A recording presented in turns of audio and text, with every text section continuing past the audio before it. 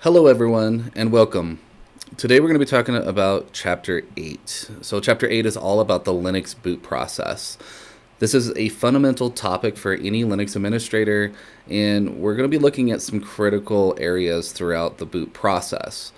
This is covered very much in depth for the Comptia Linux Plus exam, so understanding how the system goes from a power off state to a fully functional login prompt is definitely going to be key for troubleshooting a wide variety of issues.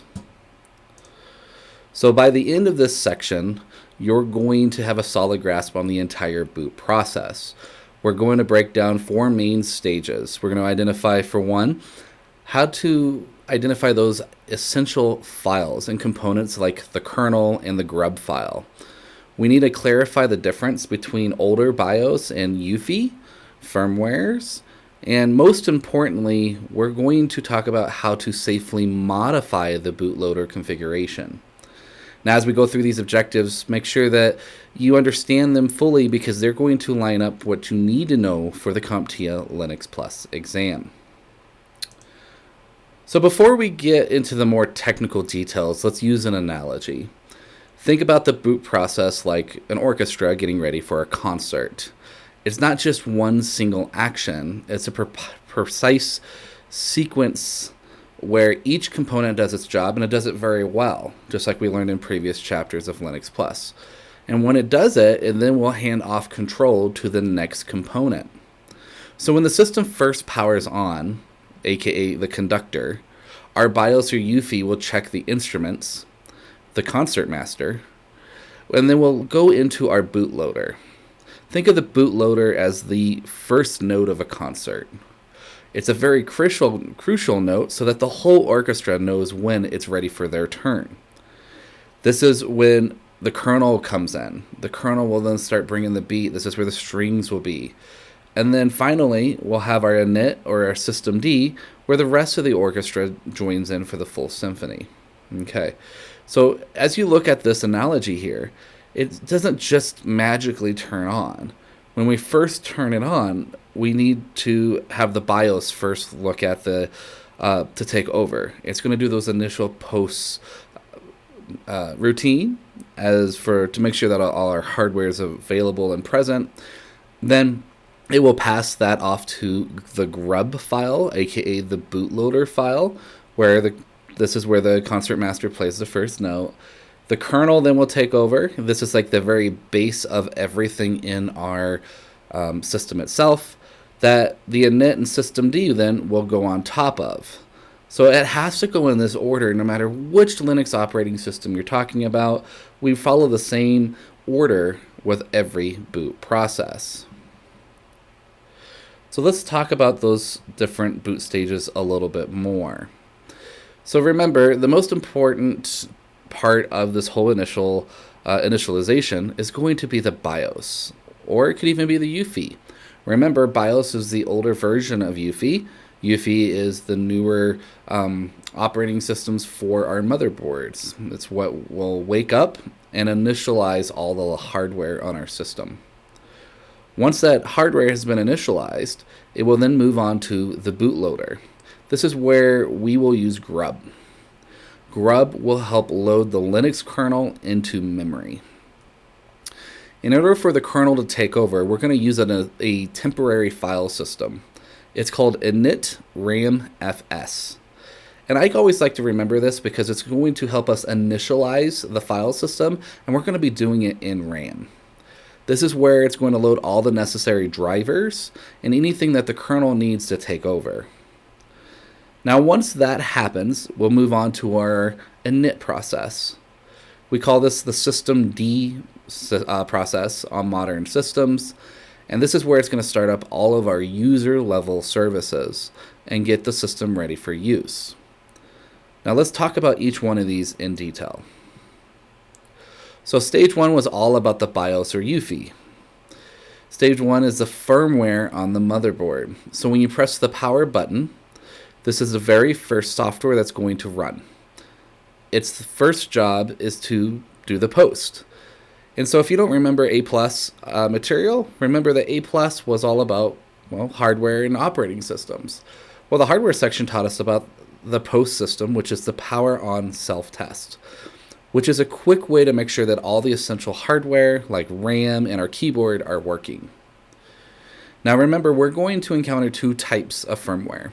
We can have BIOS, which is the older legacy standard, or we can use UEFI, which is the modern replacement. It's a much more capable system, and it supports things like larger hard drives and some of those security features that we need, like Secure Boot.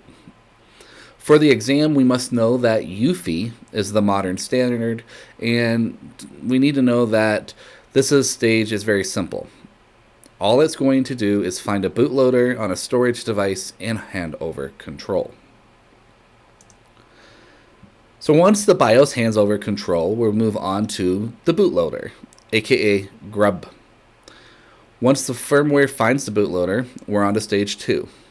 On 99% of the systems, we're going to use a bootloader of grub. And grub stands for Grand Unified Bootloader. We've all seen its menu. It lets us choose between different operating systems or even different kernels when we're launching into Linux. Grub's job is very simple. It is to locate and load two critical components of our kernel file. Usually it's going to find VM Linux, and that's with a Z.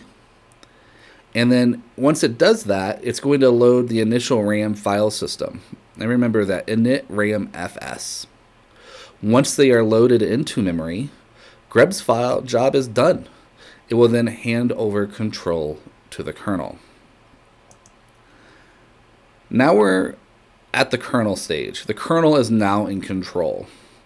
But we immediately face a paradox, a real chicken and egg problem. Okay? The kernel needs drivers to access the root file system on the hard drive, but all of those drivers are on the same hard drive. So how do we access them? Well, the solution is init RAM FS. This is the initial RAM file system, and grub is going to load a small temporary file system into memory along with the kernel. It contains all of our essential drivers, like the ones from our storage controller. Now, this will help us mount the real file system. Once the real file system is available, init RAM FS is discarded, and the boot process will continue. Now, once the real file system is mounted, this is where the kernel's final job is to start the very first user space program. The initial program is called init. Okay? And it's virtually the same on all Linux file systems out there. Init is normally called systemd. So if you see systemd, this is the initialization program that Linux will use. This is a critical fact to remember because it's going to be the ancestor of all other processes, like every process on the system. Systemd is always a process identifier of 1. Its job is to read the configuration files and begin bringing the system to a usable state by launching everything else. We're talking about networking, graphical interfaces, we're talking about login prompts, and all other background services. Now, let's look where those components live. Everything we've talked about, the kernel, init RAM FS, and the grub configuration, it's all going to be located in what we call the /boot directory. The root boot directory will list all the contents that we need to boot the system. So if we do an ls here, we'll see a few different pieces of the file. For instance, we're going to have the VM Linux file in here. We're also going to see all of the other configuration bootloader files for this system. Now we'll also see things like the version numbers, like 5.15, and this is going to be tied to the kernel version. The first component is VM Linux. So what exactly is it? As I said, this is the Linux kernel itself. The program is an acronym that tells us that the virtual memory Linux zipped. Okay, so it's virtual memory Linux zipped. There we go. We can speak. It's a compressed, self-extracting executable file that has everything about the core of the operating system. It's going to help us manage the memory, the schedules, the processes, and all of the low-level hardware interactions. The next piece is going to be the initrd.img. It stands for the initial RAM disk. As we discussed before, this is a compressed version of the init RAM FS. It's that temporary file system that's going to solve our chicken before the egg problem by giving us the bare minimum tools and drivers needed to mount the file system. And finally, we'll have our GRUB, the Grand Unified Bootloader. It's the standard for a reason. Unlike other bootloaders, GRUB is smart enough to understand file systems. It can actually read a file system like ext4 to find different things like the kernel and the init RAM FS. It's very flexible and allows us to do a lot of different configurations. Okay. Now those default configurations are going to be found in our boot grub directory. This directory is going to help us boot our entire operating system. So this is one of those directories that we have to be very careful about. We don't want root to accidentally rm-r this directory. So when we're looking at our boot sources, we've gotten all the way to the point where we're looking for boot sources. The BIOS and the UEFI firmware can be configured to look for bootloaders in a lot of different places. But the most obvious place is going to be, well, on our hard drive or our SSD drive. But we can boot from things like USB jump drives, we can boot from CDs or DVDs, which normally we're going to be using ISO images for. Now, there is also another environment that you will run across, and you do need to know this for the Comptia Linux Plus, is you're going to know that in large corporate environments, you might see something called PXE, P-X-E, the pre-boot execution environment. This will allow the computer to boot from a system image stored on a network, and this is really useful for deploying hundreds, if not thousands, of identical machines at once. Now, configuring GRUB. Let's talk about configuration. This is a very practical skill that you'll need, and you might want to change the default OS that boots on a machine or how long the menu is displayed, but hey, there's a huge warning here. Never, ever edit the boot grub.config file directly. This file is directly generated from scripts, and if you edit it by hand, your changes will be completely erased next time the kernel is updated. So how do you update it? Well, there is a correct way, and there is a simple process, and it's a two-step process. First, we must edit the much simpler configuration file called etc default grub. This file contains all the variables that will control the grub behavior. Secondly, after you save the changes to that file, you need to run a special command so that your variables will automatically regenerate into that grub.config file for us. So let's look inside of the etc default grub file. It's not very complicated. It's just a set of key pair values. For example, grub_default equals 0. This means that it will boot the first entry in the menu by default. Grub_timeout equals 5. How many seconds should we show the menu before the system boots? And then lastly, the grub command line Linux default.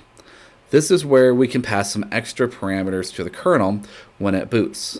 The quiet splash parameters, for example, tells the kernels to show a graphical logo instead of all of the boot messages. This is in there by default. There are ways to override this, and we do that by editing the file. So how could we generate a brand new grub file? There's a couple different ways of doing it, and it depends on which operating system we're working with. Now we'll have to run some commands to apply the changes we made to the default file.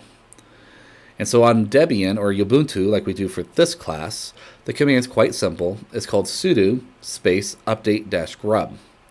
On Red Hat, it's a little different. It's sudo grub2-makeconfig-o and then where you're putting the file.